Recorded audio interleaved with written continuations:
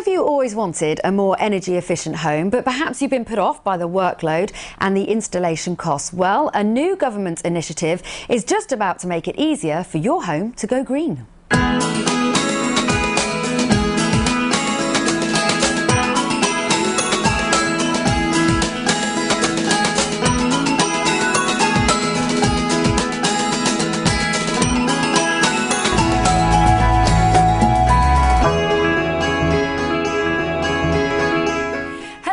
Welcome to Homes and Gardens. I'm Vicky Lech. Now, the chances are you haven't heard of the Green Deal yet, but a crucial consultation period for this government has now begun.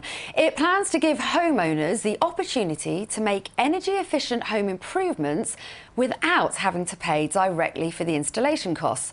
Well, here to tell us a bit more about it is Restoration Man, unfortunately not in a cape. I was hoping it would be like, da-da-da-da, Restoration Man to the rescue. George Clark, yes, see, we can work on that. Shouldn't we? Yes, work on it, it's good. George Clark and MD, definitely not in a cape, but probably deserving of one. From Pilkington Glass, David Pinder, welcome to you both. Thank you very much for coming in today. So let's have a look at what's coming up on the show. We explain exactly what the Green Deal is, the benefits it will bring to homeowners as well as the environment, and of course all of your questions will be answered here live. Yep, a good time to tell you we are totally live, so if you have any questions for George or David, use the box on the screen and we'll do our best to tackle them over the next 15 minutes or so. And if you're tweeting whilst watching the show, just use the hashtag StudioTalkTV and we'll try to give you a mention. Right, I think we should start at the very beginning. What is the Green Deal? Well, the Green Deal is, in principle, a kind of financial mechanism, which sounds very tedious and boring, but it's actually quite exciting, to allow people to basically add things to their home to make them more sustainable. So it would be like insulation, double glazing, energy efficient boiler systems, and they wouldn't have to pay for any of those costs up front. That would be paid for by the industry, in effect. Which is absolutely incredible when you actually think about the words we've just heard. It's amazing. There are so many people out there that are well intended and they have these good intentions, but I would say probably cost is what stops people in their path a lot of the time. It's nearly everything. I mean, when I make the home show on Restoration Man, I go to people's houses and you go, why have you still got single glazing? And your boiler's 20 years old and it's absolutely knackered and you've got no cavity wall insulation in your property. Why is that? And they go, look, I'd love to do it, but I haven't got the money. And actually this just gets across that problem completely, doesn't it? Yeah, it does. And we did some research recently, asking people, you know, whether they intend to make improvements to the home to improve the energy efficiency.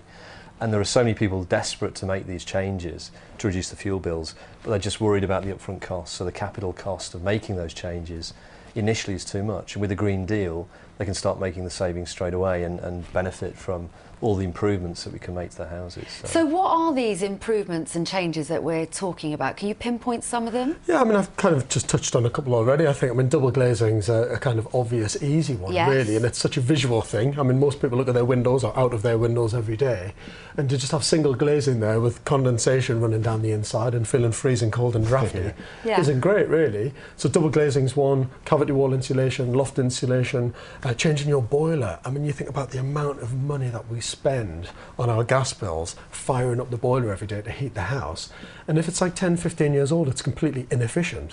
So changing that is a fantastic thing to do. Solar panels, PV panels on roofs to generate electricity, and solar thermal for your hot water. There's all good stuff as well. And these are, of course, big changes, and it's all well and good making these big changes in the home, but I know we were having a little pre-show chat and we were saying that actually it's down to the individual as well. You have to be savvy, you have to know what you're doing, i.e. don't walk around in the nude.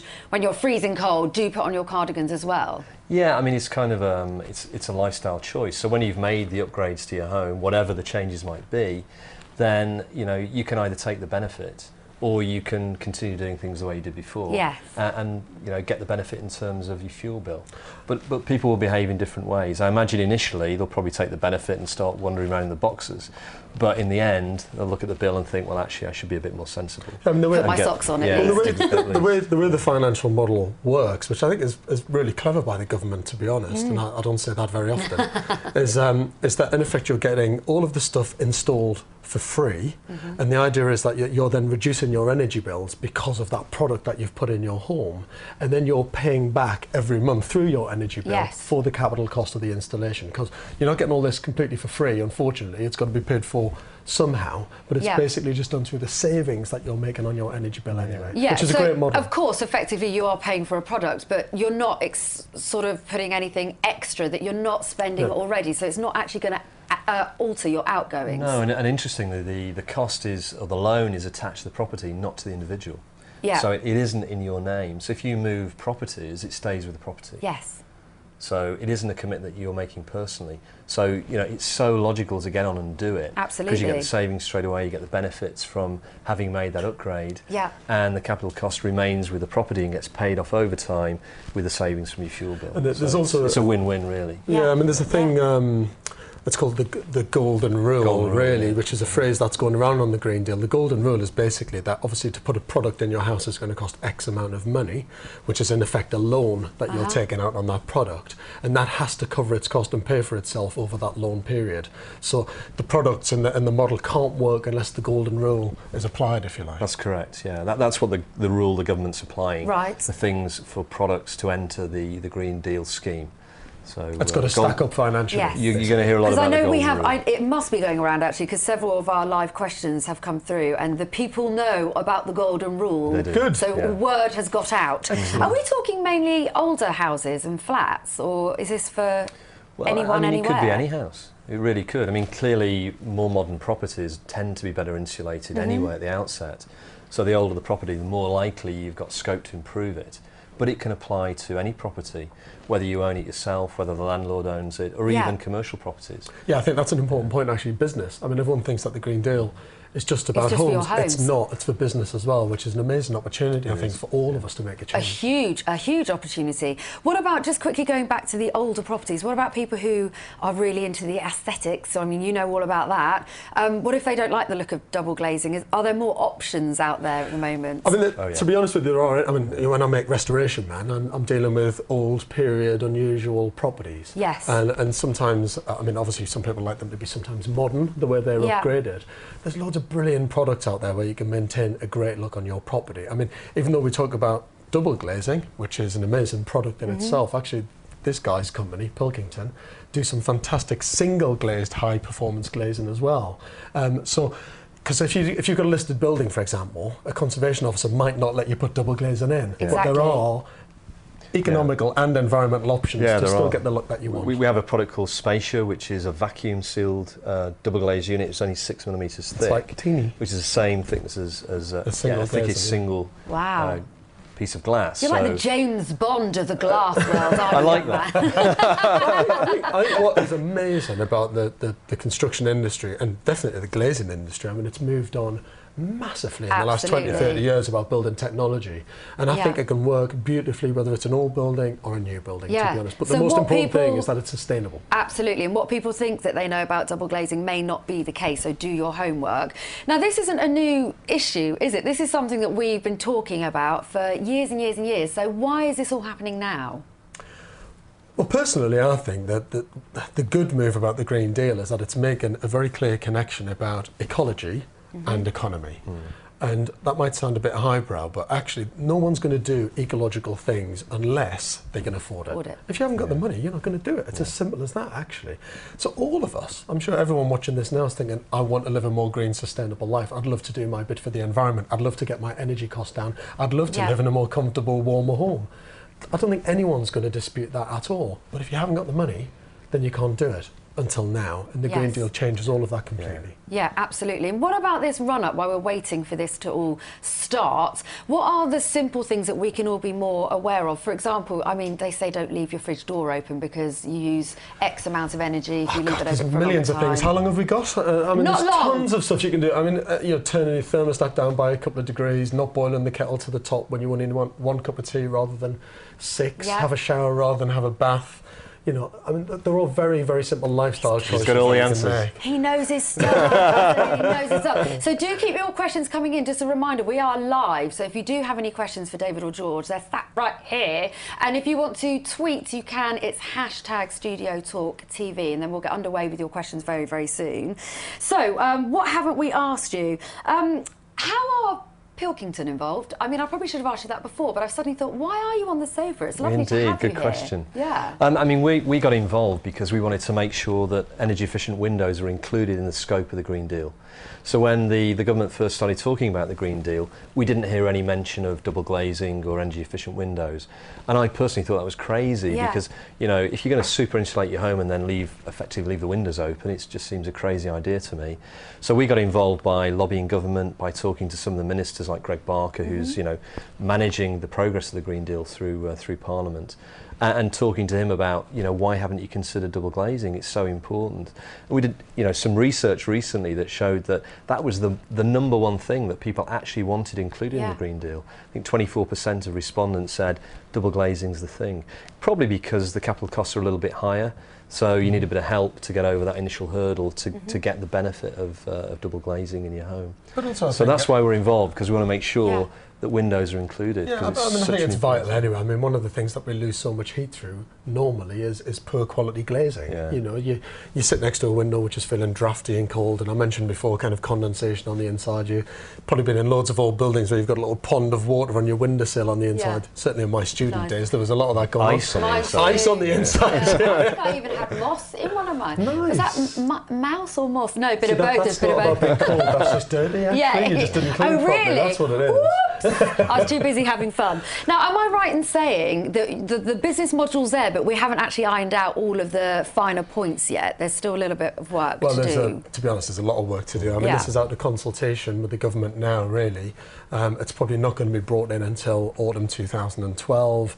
You know, the fine detail of how it's going to be done exactly is still being resolved and needs to be decided on. But the principles of it, where they're at, it looks fantastic, I think. Yeah, absolutely. I agree. And I think lots of you agree as well. So it's time for your questions.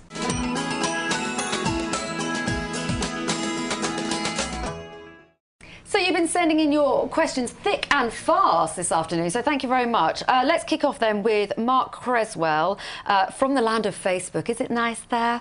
He says, we're about to install double glazing to a house that needs a lot of modernising. However, we can't afford to replace all the windows at the moment. This is interesting.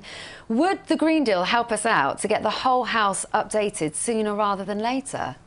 Absolutely. Yes. Yeah. Absolutely, yeah.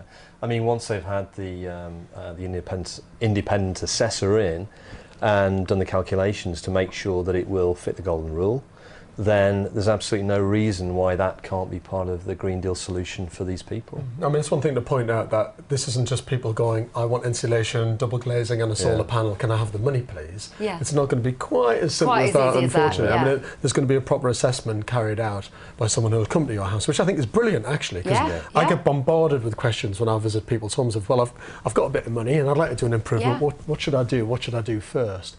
And David touched on it before. I mean, there's no point in super insulating your house if you've got single glazing. So this specialist assessor will come round and say, well, actually, you shouldn't do that, but you should do this and you should do this. Do the calculation, make sure it ties in with the golden rule, then the funding's released and you get the products in there. And we're creating more jobs, so this is great. Yeah, I mean, David's got figures on the kind of glazing industry. We've estimated that, you know, if we just got back from pre-recession levels, sort of, you know, got back to that level, from where we are today, that would create about 10,000 jobs in the window industry, so all the way from glass manufacturing to window installation. But if you look at the total Green Deal, I think the government's talking about 100,000 jobs being created in the private sector as a result of it. So everyone wins. The homeowner wins, the industry wins, and we create wealth for the economy. But I think that's what's really exciting about this whole thing for me is seeing a real shift in the industry to say, well, how can ecology and sustainability pay and push the building industry on even more. Really kind of stimulate some growth back in the industry, which is what we need. Yeah. So rather than just saying, oh, well, use less, use less, use less, which we do a bit, you know, we recycle more and we try and use a little bit less, but actually we need a much bigger fundamental change in how things are funded from an ecological point of view, and I think the Green Deal does it. Yeah, absolutely. I cannot stress enough how many questions we've had in, so I'm going to keep going through all of these. We really have been inundated. There's so much interest out there, so thank you. This one's from Kath Taylor. Kath said, I want to become an independent Green Deal assessor, but how would I get paid if the GD customer has an assessment and then changes their mind about proceeding with the Green Deal? Again, it comes down to the ironing out thing. We're not entirely sure how all these things are going to hang together. I mean, that's really a question for government rather than for George or I. But I mean, I imagine that the independent assessors will be contracted to a Green Deal provider, so that they're the people that will pay them. Yeah. It certainly will not be the homeowner, that's for sure. So in effect the homeowner doesn't pay it, which is fantastic to think you can have an assessment done and a product installed and you haven't parted with a single penny. It's quite mind-boggling, really. Absolutely. So Kath, maybe you want to drop a note to the other David, you know, the one in government, and he might be able to help you out with that. This is from Matt Higgs. Thank you very much, Matt. And Matt says, where the golden rule, he even did this, which I quite like, where the golden rule is not met for a particular technology, can a customer put down a deposit to allow the technology to meet the golden rule? Actually, there's three parts. Should I go through all this individually? Should we do that one first? at a time? Do you want to do that first, and then we'll rattle through the next part? Let's do that, because our memories are not great. Yes. Well, from what we hear, yes, he can put a deposit down, he can top up. Great. So even though it doesn't necessarily comply or tick every single box to the golden rule, he can make it do that by It does look as though that will be possible. But again, you know, it's not an act of Parliament yet, so it's in consultation, but it is looking increasingly likely that that will be the case, that you can top Brilliant. it.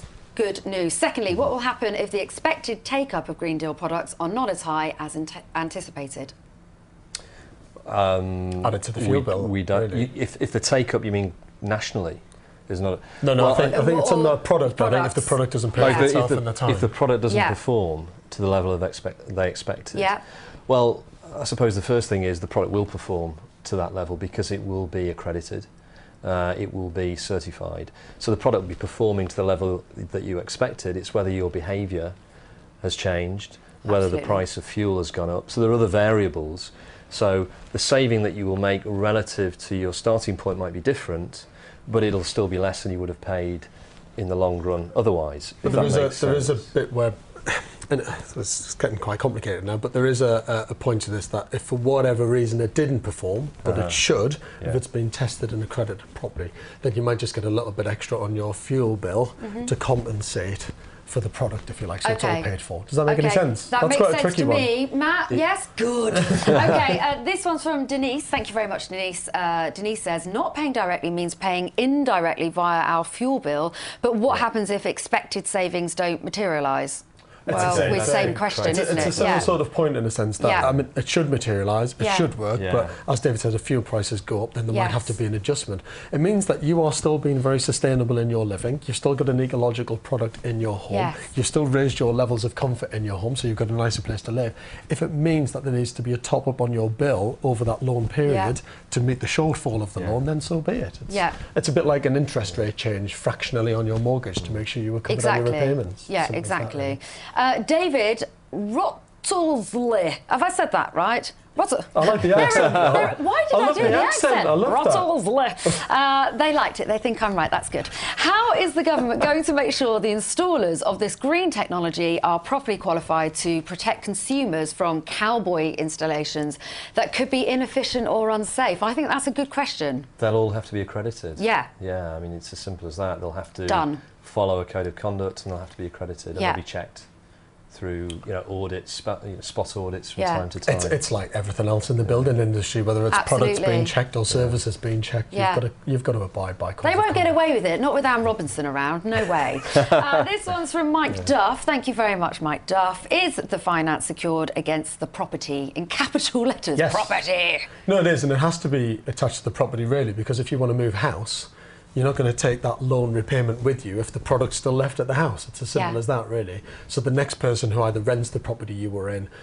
or buys the property that you were in, they're in effect kind of taking on that repayment through their bill, really. Yeah, great. And final question from Max. Thank you, Max. Great in principle, but looking at the proposal, it looks a lot more complicated than getting fit for solar panels. Looks like a bureaucratic nightmare. To be honest, I think any significant change in the industry, something as big as this, that is going to really, really change how we do things in homes, probably will be a bit of bureaucracy to start off with. The legislation's got to account for that, and that's why it's sitting with government at the minute.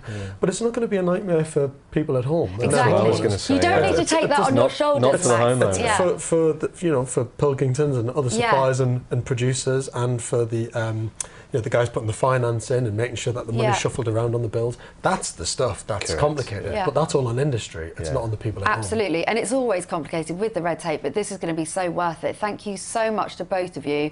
Really informative, and truly we have been inundated with your questions. We've had loads of them, so thank you very much for taking the time to write in.